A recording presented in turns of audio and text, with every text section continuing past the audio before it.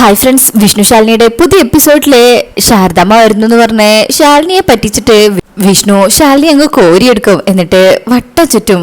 ശാലിനി പറയും, വേണ്ട വിഷ്ണുവേട്ടാ, ആരെങ്കിലും കാണും, പതുക്കെ. വിഷ്ണുവരും കാണട്ടെ, ഇനി ഇതൊക്കെ കാണാനുള്ളതല്ലേ. ശാലിനിക്ക് അങ്ങ് നാണം വരുന്നുണ്ട്. ഷോ, എന്നെ താഴെ നിർത്ത് വിഷ്ണുവേട്ടാ എന്ന് പറഞ്ഞിട്ട് പിടിച്ച് താഴെ ഇറങ്ങും. ഒന്ന് ചുമ്മാതിരിക്കേ, ഞാനേ ഒരു ജില്ലാ കളക്ടറാ, എനിക്ക് ഉത്തരവാദിത്തങ്ങളൊക്കെ ഉണ്ട്. വിഷ്ണു പറയും, ഹോ, പ്രജകൾക്ക് വേണ്ടിയിട്ടാണ് കളക്ടർ എന്ന് എനിക്കറിയാം.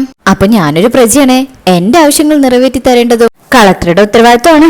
ശാലിനി പറയും, ശുപാർശ ഉണ്ടോ എന്ന് വെച്ച് ശാലിനി അവിടെ ഇങ്ങനെ ചാരി നിൽക്കുമ്പോ വിഷ്ണു അടുത്തേക്ക് ചെന്നിട്ട് ചുമരിൽ കൈവച്ച് ശാലിനിയെ ലോക്ക് ചെയ്യും. എന്നിട്ട് വയ്ക്കും, വേണോ എന്ന് വെച്ച് ഉമ്മ വയ്ക്കാനായിട്ട് തുടങ്ങുമ്പോഴേക്കും, ആഹാ അത് ശരി എന്ന് പറഞ്ഞ് ശാലിനി ഒരൊറ്റ ഒന്ന് വെച്ച് കൊടുക്കും.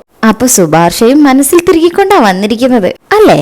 അപ്പൊ വിഷ്ണുവിന് അങ്ങ് നാണം വരും. അത് പിന്നെ എന്നിങ്ങനെ സംസാരിച്ച് നിൽക്കുമ്പോഴേക്കും ശാലിനിക്ക് പോവാനുള്ള ആ വണ്ടിയായിട്ട് രാമേട്ടൻ അങ്ങോട്ട് വരികയാണേ. വിഷ്ണുവിന് അങ്ങ് ഇഷ്ടപ്പെട്ടിട്ടില്ല അത്. ഓ, വന്നല്ലോ കട്ടുറുമ്പ്.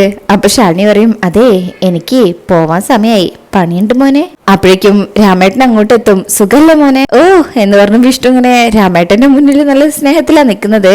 രാമേട്ടന് വന്നത് ഇഷ്ടപ്പെട്ടിട്ടില്ലാന്ന് രാമേട്ടനെ അറിയിച്ചിട്ടൊന്നുമില്ല. അങ്ങനെ രാമേട്ടൻ ചോദിക്കും, അല്ല മോളെ, കുറച്ച് ബുക്ക് ആർക്കോ കൊടുക്കാനുണ്ടെന്ന് പറഞ്ഞു. ശാലിനി പറയും, ഓ അക്കാര്യം ഞാനങ്ങ് മറന്നു, രാമേട്ടൻ വരുമോ, ഞാൻ നോക്കിയെടുത്തു തരാം. അവര് ഇന്നത് വാങ്ങിക്കാൻ വരും. വിഷ്ണു ഇങ്ങനെ എന്താ സംഭവം എന്ന് ശാലിനിയെ ചോദിക്കുമ്പോ ശാലിനി പറയും, ഒരു നിർധനയായ സ്ത്രീയുടെ മകൾക്ക് IAS സെലക്ഷൻ കിട്ടി. ഭർത്താവില്ലാത്ത സ്ത്രീയാണ്. മകളെ ഒരു IAS കാരി ആക്കണം എന്ന് ആഗ്രഹം. എന്റെ ബുക്സ് എല്ലാം ആ കുട്ടിക്ക് പഠിക്കാൻ കൊടുക്കാന്ന് തീരുമാനിച്ചു. പഠിക്കട്ടെ, ആരുമില്ലാതെ കഷ്ടപ്പെട്ട് പഠിച്ചതിന്റെ ബുദ്ധിമുട്ട് ഞാൻ അനുഭവിച്ചതാണല്ലോ. വിഷ്ണു പറയും, ആ പഠിക്കട്ടെ ചെന്നോളൂ. അപ്പൊ ശാലിനി പറയും, വാ രാമേട്ടാ. അങ്ങനെ രാമേട്ടനെ കൂട്ടി ശാലിനി അവിടുന്ന് പോവാ. ശേഷം വിഷ്ണു ഇങ്ങനെ അവിടെ നിൽക്കണേ. പെട്ടെന്നായിരിക്കും കാർ ഇങ്ങനെ ശ്രദ്ധയിൽ പെടുന്നത്. അപ്പൊ തന്നെ കുരുട്ടൂതി അങ്ങ് പ്രയോഗിക്കുക. പതിയെ അവിടുന്ന് ഇറങ്ങി വന്നിട്ട് ആ വീലൊക്കെ ഇങ്ങനെ തൊട്ട് നോക്കും. എന്നിട്ട് പറയും, ആ ഇവിടെ നിന്നാ കാണും എന്ന് പറഞ്ഞിട്ട് മറ്റേ സൈഡിലേക്ക് പോവും. എന്നിട്ട് ഫ്രണ്ടിലെ വീലൊക്കെ ഒന്ന് തട്ടി നോക്കും. ബാക്കിലത്തെയും ഫുൾ എയറാ. എന്താ പറഞ്ഞത്? ശുപാർശയായിട്ട് ഞാൻ പിന്നാലെ നടക്കണം എന്നല്ലേ? നടത്തിത്തരാം, നല്ല ഭംഗിയായിട്ട് നടത്തിത്തരാം എന്ന് പറഞ്ഞിട്ട് ആ കാറ്റ് കളയാൻ വേണ്ടിട്ട് ശ്രമിക്കുന്നുണ്ടെങ്കിലും അങ്ങ് ചെയ്യാൻ പറ്റുന്നില്ല. അപ്പൊ അവിടുന്ന് കറക്റ്റ് ഒരു സാധനം കിട്ടുകയാണേ. അങ്ങനെ അത് ഉപയോഗിച്ചിട്ട് കാറിലെ കാറ്റ് മുഴുവൻ അയച്ചു വിടാണ് വിഷ്ണു. ഇനി ഇവൻ ഇവിടുന്ന് അനങ്ങില്ല എന്ന് പറഞ്ഞ ശേഷം അതങ്ങ് വലിച്ചെറിയും. അയ്യോ, ആരെങ്കിലും കണ്ടോ എന്നൊക്കെ ഇങ്ങനെ വിചാരിച്ച് ചുറ്റിൽ നോക്കിയിട്ട് ഒരൊറ്റ ഓട്ടം വരാന്തയിലേക്ക് ഓടി ചാടി അങ്ങ് കയറി നിൽക്കുമ്പോഴേക്കും രാമേട്ടനും ശാലിനി അങ്ങോട്ട് വരുന്നുണ്ട്. വിഷ്ണുവിനെ ഇങ്ങനത്തെ ഒരു കളത്തരം ചെയ്തതായിട്ട് അവർക്ക് തോന്നിയിട്ടില്ല, കണ്ടിട്ടുമില്ല. അവര് വരുമ്പോ വിഷ്ണു നേരത്തെ നിന്നിരുന്ന സ്ഥലത്ത് തന്നെയാ നിൽക്കുന്നത്, ഒരു പാവം കുട്ടിയെ പോലെ. അങ്ങനെ രാമേട്ടൻ ബുക്കൊക്കെ കാറിൽ കൊണ്ടുപോയി വെക്കാൻ പോവാണേ. ശാലിനി പറയും, ഇന്ന് മീറ്റിംഗ് ഉണ്ട്, എത്രയും പെട്ടെന്ന് ഓഫീസിലെത്തണം, ഞാൻ അത് കഴിഞ്ഞിട്ട് വിളിക്കാം. വിഷ്ണു പറയും എന്ന് പറഞ്ഞ് ഇങ്ങനെ നോക്കി ചിരിക്കുമ്പോ ശാലിനിക്കും, എന്താ ഇങ്ങനെ നോക്കുന്നേ? വിഷ്ണു പറയും, ഒന്നുമില്ല, സത്യമായിട്ടൊന്നുമില്ല. അപ്പൊ ശാലിനിക്ക് അപ്പൊ തന്നെ നല്ല ഡൗട്ട് ഉണ്ട്. എന്ന് പറഞ്ഞിങ്ങനെ നിൽക്കുമ്പോഴേക്കും രാമേട്ടൻ കാറിൽ ബുക്ക് കൊണ്ടുപോയി വെക്ക. അപ്പോഴായിരിക്കും പഞ്ചറായ കാര്യം കാണുന്നത്. അയ്യോ മോളെ, കാറ് പഞ്ചറായിരിക്കണല്ലോ, ഞാൻ കൊണ്ടുവന്നപ്പോ കുഴപ്പമൊന്നുമില്ലായിരുന്നോ? അപ്പൊ വിഷ്ണു പറയും, അയ്യോ കഷ്ടായി പോയി. ശാലിനി നോക്കുമ്പോ പറയും, അല്ല പഞ്ചറല്ലേ, ഏത് നിമിഷം ആവാലോ. അങ്ങനെ രാമേട്ടൻ പറയും, ഞാൻ പെട്ടെന്ന് സ്റ്റെപ്പിന് മാറ്റിയിടാം. അപ്പൊ ശാലിനി ഇങ്ങനെ ടൈം നോക്കുന്നുണ്ട്. വിഷ്ണു വിചാരിക്കും, മറ്റേ ടയറിന്റെ കാറ്റും കൂടി അഴിച്ചു വിടേണ്ടതായിരുന്നു. ശാലിനിക്കും എന്താ? ഒന്നുമില്ല, കഷ്ടായി എന്ന് പറഞ്ഞതാ. ശാലിനി പറയും, അപ്പോ മീറ്റിങ്ങിന് സമയത്ത് എത്താൻ പറ്റില്ല രാമേട്ടാ. അപ്പൊ വിഷ്ണു പറയും, അല്ല ഈ കളക്ടർ ബൈക്കിൽ കയറുന്നതിന് തടസ്സമൊന്നുമില്ലെങ്കിൽ എന്റെ വണ്ടി കളക്ടറേറ്റ് വഴി തിരിച്ചു വിടുന്നതിന് എനിക്ക് ബുദ്ധിമുട്ടൊന്നുമില്ല കേട്ടോ. അപ്പൊ തന്നെ ശാലിനി ഇങ്ങനെ വിഷ്ണുവിനെ നോക്കി ചിരിക്കുന്നുണ്ട്. രാമേട്ടൻ പറയും, സ്റ്റെപ്പിനൊക്കെ ഇട്ട് വരുമ്പോഴേക്കും ഒരു അരമണിക്കൂർ കഴിയും മോളെ. അപ്പൊ വിഷ്ണു പറയും, അല്ല ബുദ്ധിമുട്ടാവാണെങ്കിൽ വേണ്ട കേട്ടോ, ഞാൻ പറഞ്ഞേ ഉള്ളൂ. അപ്പോഴും ശാലിനി ഇങ്ങനെ വിഷ്ണുവിനെ നോക്കി ഉള്ളിൽ ചിരിക്കുന്നുണ്ട്. ഒരു പ്രതികരണം ഇല്ലാണ്ടാവുമ്പോ വിഷ്ണു പറയും, എന്നാ പിന്നെ ഞാൻ പോട്ടെ, അല്ലാതെ ഇപ്പൊ എന്താ ചെയ്യാ എന്ന് പറഞ്ഞിട്ടും അവിടെ തന്നെ ചുറ്റിത്തിരിഞ്ഞ് നടക്കുന്നുണ്ട്. കുറച്ച് സമയം എടുക്കും ഇത്. വിഷ്ണുവിന്റെ നിർത്തും സംസാരവും നോട്ടൊക്കെ ശാലിനിക്ക് കാര്യം മനസ്സിലായിട്ടുണ്ട്. വിഷ്ണുവിനെ കണ്ണെടുക്കാതെ നോക്കും. രാമേട്ടനാണെങ്കിൽ അതൊക്കെ റെഡിയാക്കിക്കൊണ്ടിരിക്കുക. ശാലിനിയുടെ നോട്ടം കാണുമ്പോ വിഷ്ണുവിന് പേടിയുണ്ട്. എന്നിട്ട് പറയും, ഇത് അരമണിക്കൂറല്ല, ഇത് അതിലും കൂടുതൽ സമയം എടുക്കുന്ന എനിക്ക് തോന്നുന്നത്. ടയർ അയക്കണം, സ്റ്റെഫിന് ഇടണം, പിന്നെയും അയക്കണം, പിന്നെയും ഇടണം, സമയം എടുക്കും. അപ്പോഴും ശാലിനി വിഷ്ണുവിനെ തന്നെ കണ്ണെടുക്കാതെ നോക്കുന്നുണ്ട്. എന്നിട്ടും ശാലിനിക്ക് പ്രതികരണമില്ല. വിഷ്ണു അവിടെ തന്നെ നിൽക്ക. എന്നാ പിന്നെ ഞാൻ പോവാ എന്നിങ്ങനെ വീണ്ടും വീണ്ടും പറഞ്ഞ് ശാലിനി ഇങ്ങനെ നോക്കി ചിരിക്കാന്നല്ലാണ്ട് നിൽക്കാനോ ഒന്നും പറയാത്തത് കാണുമ്പോ വിഷ്ണുവിന് ഒരു ചെറിയ വിഷമമുണ്ട്. എങ്കിലും പോവാന്ന് പറഞ്ഞങ്ങ് ഇറങ്ങാൻ തുടങ്ങുമ്പോഴേക്കും ശാലിനി വിഷ്ണുവിന്റെ കയ്യിൽ പിടിക്കും. വിഷ്ണുവിനാണെങ്കിൽ ഭയങ്കര സന്തോഷമാവും. രണ്ടുപേരും കണ്ണിലേക്ക് ഇങ്ങനെ നോക്കി നിൽക്കും. അങ്ങനെ ശാലിനി പറയും പോവാം. വിഷ്ണുക്കും ശാലിനി പറയും പോവാം പോവാം, എന്റെ വണ്ടി തന്നെ പോവാം വാ എന്ന് പറഞ്ഞ് ശാലിനിയുടെ കൈ പിടിച്ച് കുടുംബശ്രീ വീടിന്റെ പടി ഇറങ്ങാണ്. ആ ഇറക്കം ഒരു അടിപൊളി ഇറക്കം തന്നെയാ. അങ്ങനെ ബുള്ളറ്റിൽ കയറി വണ്ടിയൊക്കെ സ്റ്റാർട്ട് ചെയ്ത് തിരിച്ചിട്ടിട്ട് ശാലിനിയോട് പറയും കയറ്. അങ്ങനെ ശാലിനി വിഷ്ണുവിന്റെ ബുള്ളറ്റില് ബാക്കിൽ കയറണേ. ശേഷം ഒരു കൈ കൊണ്ട് വിഷ്ണുവിനെ അങ്ങ് കെട്ടിപ്പിടിക്കും. വിഷ്ണുവിന് ഭയങ്കര സന്തോഷമാവുന്നുണ്ട്. അങ്ങനെയാണ് അവർ ആ ബൈക്കിൽ പോകുന്നത്. അങ്ങനെ ബുള്ളറ്റിന്റെ സൗണ്ട് കേൾക്കുമ്പോ ശാരദാമ്മ പുറത്തു വന്ന് നോക്കുക. ശാലിനിയും കൂടെ കയറി പോകുന്നത് കാണുമ്പോ ശാരദാമ്മയ്ക്ക് കാര്യം മനസ്സിലാവുന്നില്ല. രാമേട്ടൻ പറയും ടയർ പഞ്ചറായി. ശാരദാമ്മ പറയും ഹോ എന്ന് പറഞ്ഞിട്ട് ശാരദാമ്മയ്ക്കും കാര്യം മനസ്സിലായിട്ടുണ്ട്.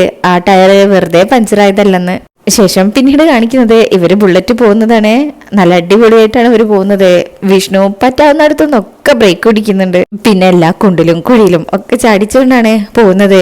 കുറച്ച് ദൂരം ഇങ്ങനെ പോകുമ്പോ ശാലിനി പറയും വണ്ടി നിർത്തിക്കേ, നിർത്ത് എന്ന് പറഞ്ഞ് വണ്ടി നിർത്തിക്കും. വിഷ്ണുക്കും എന്താ എന്റെ അമ്മേ എന്ന് പറഞ്ഞ് ശാലിനി വണ്ടിയിൽ നിന്ന് ചാടി ഇറങ്ങും. എന്തായി കാണിക്കുന്നത്? വിഷ്ണു പറയും ഞാനെന്താ കാണിച്ചത് താനല്ലേ. ശാലിനി പറയും അത് പിന്നെ എങ്ങനെ കെട്ടില് വീണാല് ബാലൻസ് കിട്ടണ്ടേ, അതുകൊണ്ടാ പിടിച്ചത്. വിഷ്ണു പറയും പിടിച്ചതൊക്കെ അതിലെനിക്ക് പരാതിയൊന്നുമില്ല, പക്ഷെ ഗട്ടുണ്ടാക്കിയത് ഞാനൊന്നുമല്ല. ഇത് കളക്ടർ ചോദ്യം ചെയ്യേണ്ടത് ഇവിടുത്തെ പൊതുമരാമത്തിനോടാ. അപ്പൊ ശാലിനി പറയും അതെ ആ വണ്ടി ഒന്ന് എടുക്കോ, എനിക്ക് അത്യാവശ്യമായിട്ടൊരു മീറ്റിംഗ് ഉള്ളതാ, പെട്ടെന്ന് എത്തിക്കുന്നു കരുതി ഞാൻ ബൈക്കിൽ കയറാൻ തയ്യാറായത് തന്നെ. വിഷ്ണു എപ്പോഴും സ്റ്റാർട്ട് ചെയ്യാണ്ടിരിക്കുമ്പോ ശാലിനി പറയും സ്റ്റാർട്ട് ചെയ്യും വിഷ്ണു ഏട്ടാ.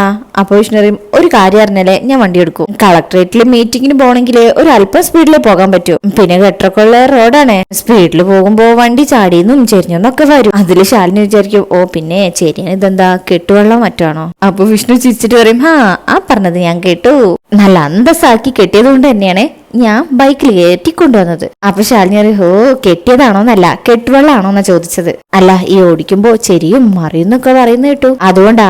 അപ്പൊ വിഷ്ണുക്ക് ഓഹോ ഞാനിപ്പോ എന്താ വേണ്ടത്, വണ്ടി എടുക്കണോ അത് വേണ്ടേ? ശാലിനി പറയും എടുക്ക്, ഇവിടുന്ന് എങ്ങനെങ്കിലും പോണല്ലോ. വിഷ്ണു പറയും ഇടയ്ക്കൊക്കെ നിങ്ങൾ അധികാര കസേരയിൽ ഇരിക്കുന്നവരെ ഇതുപോലെ പാവങ്ങളുടെ ബൈക്കിലും വണ്ടിയിലും സൈക്കിളിലൊക്കെ സഞ്ചരിക്കണം, എന്നാലേ ഇവിടുത്തെ റോഡിന്റെ ഒക്കെ അവസ്ഥ മനസ്സിലാക്കാൻ പറ്റുള്ളൂ.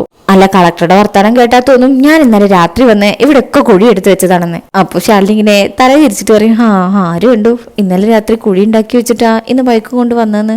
അപ്പൊ വിഷ്ണു പറയും അതും ഞാൻ കേട്ടു, പറയട്ടെ. ശാലിനി കൈ കൂപ്പിയിട്ട് പറയും ഒന്നും പറയണ്ട, ഈ വണ്ടി ഒന്ന് എടുക്കോ പ്ലീസ് എന്ന് പറഞ്ഞതിന് ശേഷം വിഷ്ണു വണ്ടി എടുക്കാൻ തുടങ്ങുമ്പോ അത് സ്റ്റാർട്ട് ആവുന്നില്ല. ഈശ്വര ആവശ്യ നേരത്ത് സ്റ്റാർട്ട് ആവില്ല, കുഴഞ്ഞോ. ശാലിനിയും ആകെ പേടിച്ചു പോവും. ഈശ്വരാന്നങ്ങ് നീട്ടി വിളിക്കും. വിഷ്ണു വണ്ടിക്ക് കുലുക്കിയിട്ട് പെട്രോൾ ഉണ്ടോ? ശാലിനിക്കും പെട്രോൾ അടിച്ചില്ലേ, ഇവിടെ അടുത്തൊന്നും പമ്പില്ല. അപ്പൊ വിഷ്ണു പേടിക്കുന്നുണ്ടെങ്കിലും ജനങ്ങൾക്ക് എന്തൊക്കെയാ വേണ്ടതെന്ന് കളക്ടർ നേരിട്ട് മനസ്സിലാക്കിയില്ലേ.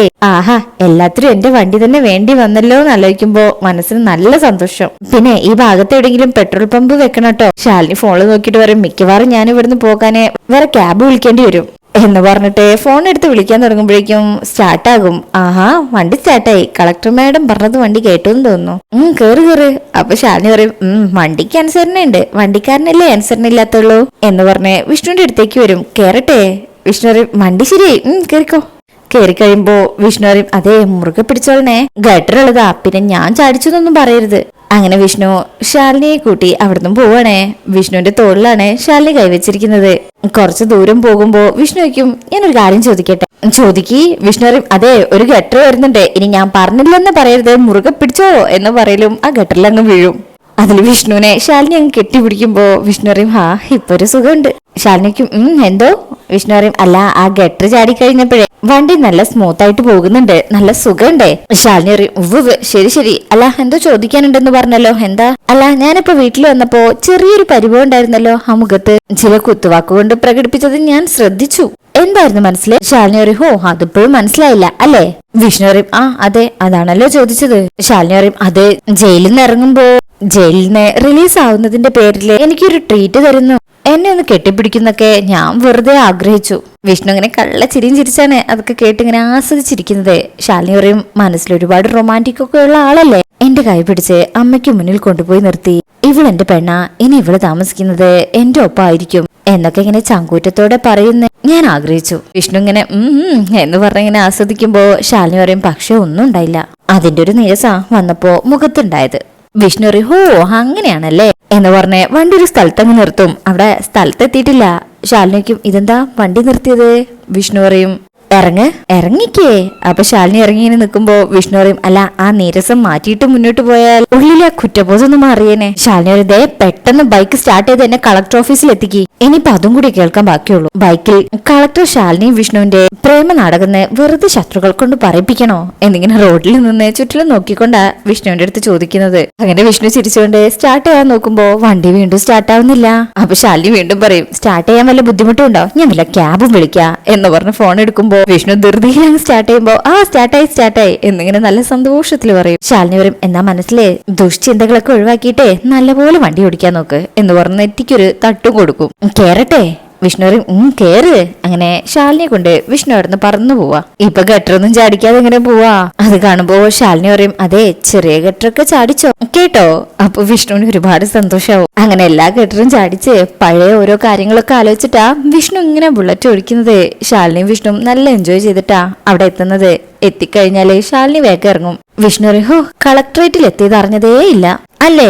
അപ്പൊ ശാലിനി പറയും ഞാൻ അറിഞ്ഞു, നന്നായിട്ട് അറിഞ്ഞു. അല്ല ഈ നല്ല ഒഴിച്ചിലും പിഴിച്ചിലും നടക്കുന്ന ഹോസ്പിറ്റൽ ഏതാ വിഷ്ണു ഏട്ടാ? വിഷ്ണു പറയും ആയുർവേദം നല്ലതാ. ആർക്കാ? ശാലിനി പറയും എനിക്ക് തന്നെ. ഒരാഴ്ച അവിടെ കിടന്ന് ട്രീറ്റ്മെന്റ് ചെയ്താലേ എന്റെ നടുവും ശരിയാവൂ. ആ ഒരവസ്ഥയിലാ ഞാനിപ്പോ നിക്കുന്നേ. ഒരൊറ്റ കുണ്ടുകുഴിയും വെച്ചിട്ടില്ലല്ലോ, എല്ലാത്തിലും ചാടിച്ചു. വിഷ്ണു ഇങ്ങനെ ചിരിക്കും. അത് പിന്നെ മീറ്റിംഗ് ഉണ്ട്, അത് മിസ് ചെയ്യാൻ പറ്റില്ല എന്നൊക്കെ പറഞ്ഞ എനിക്ക് അത്രയും വേഗത്തിൽ വിടാതിരിക്കാൻ പറ്റുമോ? അതുകൊണ്ട് ഗട്ടറിലൂടെ തന്നെ ഓടിച്ചു. ശാലിനി പറയും അതെനിക്ക് മനസ്സിലായി. റോഡിൽ എവിടെയൊക്കെ ഗട്ടറുണ്ടെന്ന് നോക്കി മനഃപൂർവ്വം അതിൽ ചാടിച്ചിട്ട് തന്നെയാ വിഷ്ണുവേട്ടൻ വണ്ടി ഓടിച്ചത്. വിഷ്ണു പറയും അതെ എന്നും കാറിൽ പോകുന്ന കളക്ടറെ ബൈക്കിൽ കയറ്റുമ്പോ അതിന്റേതായ മര്യാദ ഞാൻ കാട്ടണ്ടേ? ശാലിനിക്കും അതെ ഈ മര്യാദകളൊക്കെ എവിടെ ഒളിപ്പിച്ചു വെച്ചിരുന്നു? വിഷ്ണു അടുത്തേക്ക് ചെന്നിട്ട് പറയും എന്താ ഇതിനകത്തുണ്ട്, തുറന്നു കാണിക്കാൻ പറ്റിയിരുന്നെങ്കിലേ ഞാൻ തുറന്നു കാണിച്ചനെ എന്ന് പറഞ്ഞങ്ങനെ നെഞ്ഞത്ത് കൈവെക്കും. ശാലിനി പറയും എന്നാ എന്റെ മനസ്സിനകത്ത് 6 വർഷത്തെ പരിഭവങ്ങളും സങ്കടങ്ങളുമാ, അത് തുറന്നു കാണിക്കാൻ പറ്റില്ല, പറഞ്ഞു ബോധ്യപ്പെടുത്താനേ പറ്റൂ. വിഷ്ണു പറയും എത്ര പരിഭവങ്ങളും സങ്കടങ്ങളും ഉണ്ടെങ്കിലും എന്റെ മനസ്സിനെ വിട്ടിട്ട് തനിക്ക് ഒരിടത്തേക്കും പോകാൻ പറ്റില്ലെന്ന് എനിക്കറിയായിരുന്നു. ആ ഒരു വിശ്വാസ 6 വർഷം എന്നെ ജീവിക്കാൻ പ്രേരിപ്പിച്ചത്. ശാലിനിക്കും ഇനി ഇങ്ങനെ വീണ് കിട്ടുന്ന സന്തോഷം മതിയെന്നാണോ? എന്നും എപ്പോഴും വിഷ്ണുവേട്ടൻ കൂടെ ഉണ്ടാകണമെന്ന് മനസ്സ് ആഗ്രഹിക്കുന്നുണ്ട്. വിഷ്ണു പറയും ഇനിയിപ്പോ അങ്ങനെ തന്നെയാണല്ലോ, എല്ലാം കലങ്ങി തെളിഞ്ഞില്ലേ? ശാലിനി പറയും സമയം വൈകി ഞാൻ പോട്ടെ. വിഷ്ണു പറയും ഒരു മിനിറ്റ് ഒന്ന് നിന്നേ. അല്ല വൈകിട്ട് എങ്ങനെയാ, കാറ് സ്റ്റെഫിനി ഇട്ട് കൊണ്ടുവരോ അതോ ഞാൻ തന്നെ വരണോ? ശാലിനി പറയും അയ്യോ വേണ്ട, കാറ് ശരിയാക്കി രാമേട്ടൻ കൊണ്ടുവന്നിട്ടില്ലെങ്കിൽ ഞാൻ മറ്റെന്തെങ്കിലും മാർഗം നോക്കിക്കോളാം, ദയവ് ചെയ്ത് ഇനി ഇങ്ങനെ സഹായിക്കരുത് കേട്ടോ. വിഷ്ണു പറയും ഒരു ഉപകാരം ചെയ്തതിനെ കളക്ടർ ഇങ്ങനെയാണോ മറുപടി പറയേണ്ടത്? ശാലിനി പറയും ഉപകാരം എന്നെ കൊണ്ട് പറയിപ്പിക്കണ്ട. വിഷ്ണു പറയും അല്ലെങ്കിൽ നിങ്ങൾ പെൺവർഗം എന്ന് പറയുമ്പോ തന്നെ ശാലിനി പറയും പതുക്കെ. വിഷ്ണു പറയും അയ്യോ സോറി, അല്ലെങ്കിലും നിങ്ങൾ പെൺവർഗങ്ങൾ ഇങ്ങനെ തന്നെയാ. ഇങ്ങനെ സ്നേഹം മുഴുവനും അവകാശത്തോടെ പിടിച്ചു വാങ്ങിച്ചിട്ട് ചോദിക്കും എന്തിനാ സ്നേഹിക്കാൻ വന്നേന്ന്.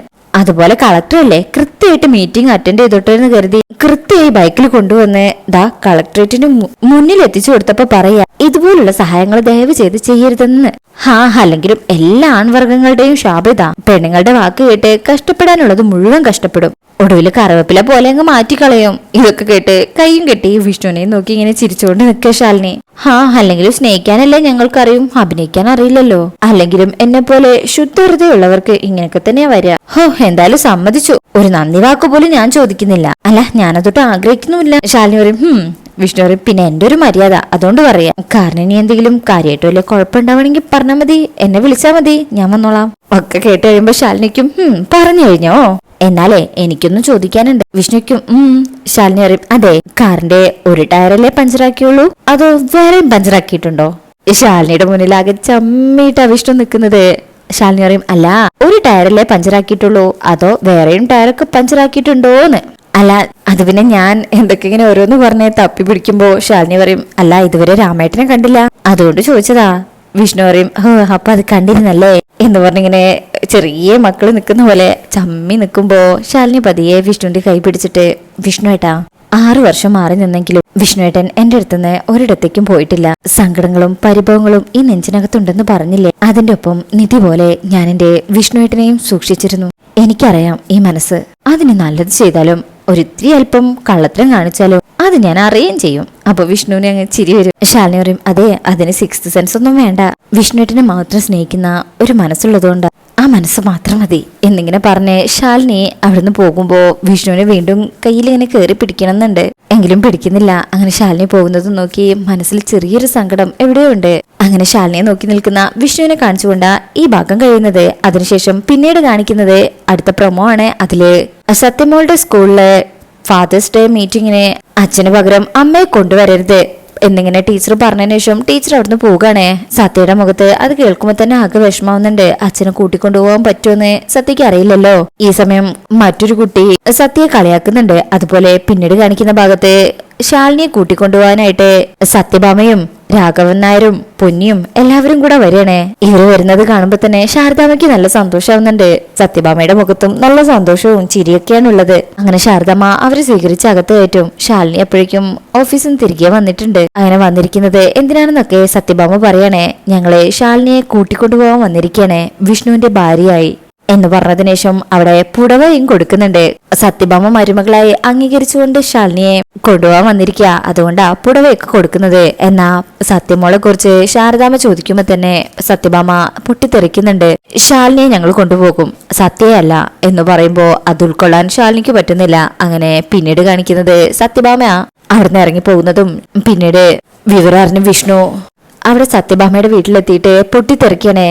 എനിക്ക് ശാലിനി ഇല്ലാതെ ഒരു ജീവിതമില്ല, ജീവിക്കാൻ കഴിയില്ല എന്ന് പറഞ്ഞ് ആ വീടിന്റെ പടി ഇറങ്ങണേ. ഭാമ വിളിക്കുന്നുണ്ടെങ്കിലും വിഷ്ണു നിൽക്കാണ്ട പോകും. പിന്നീട് കാണിക്കുന്നത് രാത്രിയിലെ വിഷ്ണു കുടുംബശ്രീ വീട്ടിലേക്ക് ബുള്ളറ്റിൽ വരുന്നതൊക്കെയാണ്. ശാരദാമ്മ ഇങ്ങനെ സൗണ്ട് കേൾക്കുമ്പോൾ തന്നെ പുറത്തേക്ക് നോക്കുന്നുണ്ട്. അപ്പൊ ഇവിടെ വെച്ച് ഇനി വിഷ്ണുവിനോട് എല്ലാ സത്യങ്ങളും ശാരദാമ്മ അല്ലെങ്കിൽ ശാലിനി തുറന്നു പറയുന്നു വിശ്വസിക്കാം. അപ്പൊ നമുക്ക് അടുത്ത ഭാഗത്തിനായിട്ട് വെയിറ്റ് ചെയ്യാം. ഇന്നത്തെ ഈ പ്രൊമോ റിവ്യൂ ഇഷ്ടപ്പെട്ടിട്ടുണ്ടെങ്കിൽ ചാനൽ അവരൊന്ന് ലൈക്ക് ചെയ്ത് സബ്സ്ക്രൈബ് ചെയ്ത് സപ്പോർട്ട് ചെയ്തേക്കണേ. താങ്ക്